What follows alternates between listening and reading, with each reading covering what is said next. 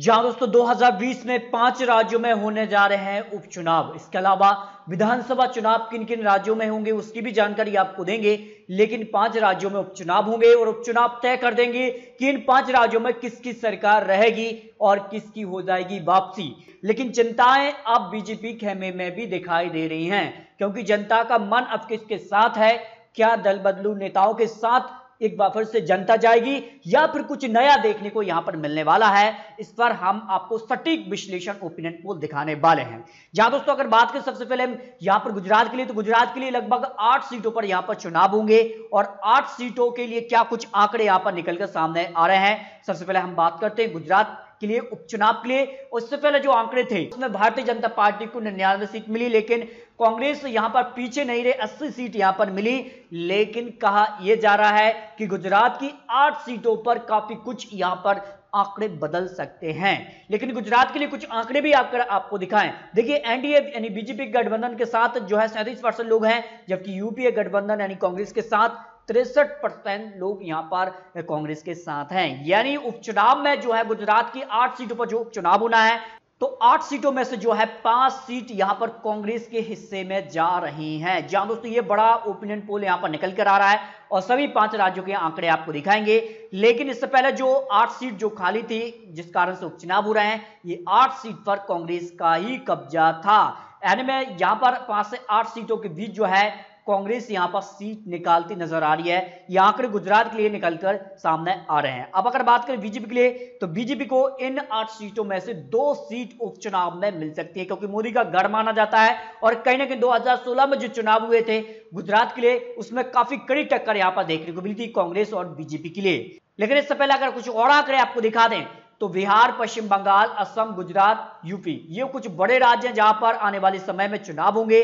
और सबसे पहले अगर बात करें तो बिहार के लिए भी क्या कुछ आंकड़े बन सकते हैं उसकी भी जानकारी आपको देंगे, क्योंकि बिहार विधानसभा चुनाव 2020 में ही होना है। लेकिन इससे पहले अगर बात करें तो उपचुनाव होना है और उपचुनाव में किसकी जीत हो सकती है। अगर देखिए मध्य प्रदेश के लिए क्या कुछ आंकड़े यहां पर बन सकते हैं। देखिए मध्य प्रदेश के लिए फिलहाल की जो तस्वीर है वो क्या कुछ बयां कर रही है, क्योंकि 25 विधायक जो हैं वो कांग्रेस से निकलकर बीजेपी में जा चुके हैं। जी हां दोस्तों, बीजेपी में 25 कांग्रेस विधायक जा चुके हैं। ऐसे में सवाल यह उठता है, क्या 25 विधायक को जनता एक बार फिर से चुनेगी और जीत इन्हें दिलाएगी, या फिर कांग्रेस के लिए जो दरवाजा है वापसी का वो खुलने वाला है। यानी कांग्रेस तो दावा कर रही है कि बहुत जल्द उनकी मध्य प्रदेश में वापसी हो जाएगी, लेकिन वापसी कैसे होगी ये जनता तय कर देगी।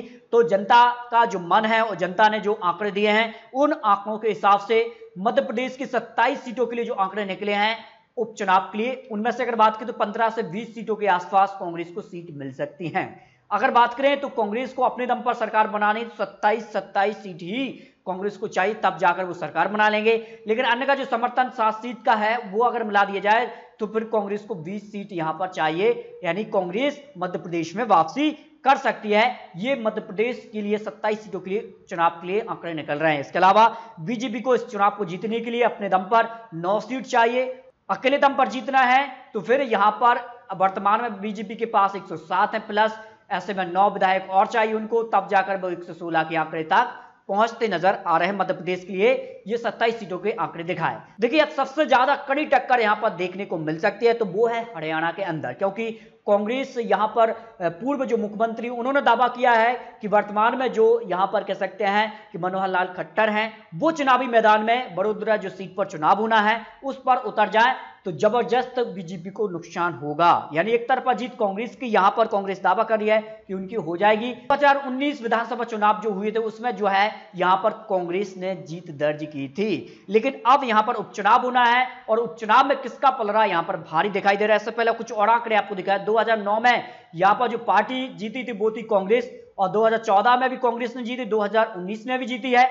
ऐसे में अनुमान यह है कि यहां पर जो है कांग्रेस का पलड़ा यहां पर भारी नजर आ रहा है। तो बड़ोदरा विधानसभा उपचुनाव जो होना है, यानी जो हरियाणा के लिए एक बड़ी सीट मानी जा रही है और सीधे तौर पर मनोहर लाल खट्टर को यहां पर टक्कर दे रहे हैं, तो ऐसे में अनुमान है कि यह सीट कांग्रेस के पाले में यहां पर जाती नजर आ रही है। अब देखिए छत्तीसगढ़ विधानसभा सीट की बात करें तो मारवाही विधानसभा उपचुनाव छत्तीसगढ़ में भी एक सीट पर चुनाव होना है और उसके लिए क्या कुछ आंकड़े निकलकर सामने आ रहे हैं। कांग्रेस अगर इस सीट को जीत लेती तो जो आंकड़ा है कांग्रेस का वो 70 तक पहुंच जाता है। मारवाही विधानसभा चुनाव के आंकड़े दिखाएं तो 2008 और 2013 में बीजेपी ने यहां पर जीत दर्ज की थी। रमन सिंह यहां के मुख्यमंत्री थे, लेकिन 2018 विधानसभा चुनाव जो हुए थे उसमें एक तरफा जीत यहां पर कांग्रेस को मिली थी। और अगर बात करें लोकसभा में जो आंकड़े थे उसमें यहां पर बीजेपी को लोकसभा की जो सीट है उनमें से 9 सीट मिली, तो कांग्रेस को हिस्से में 2 सीट यहां पर गई।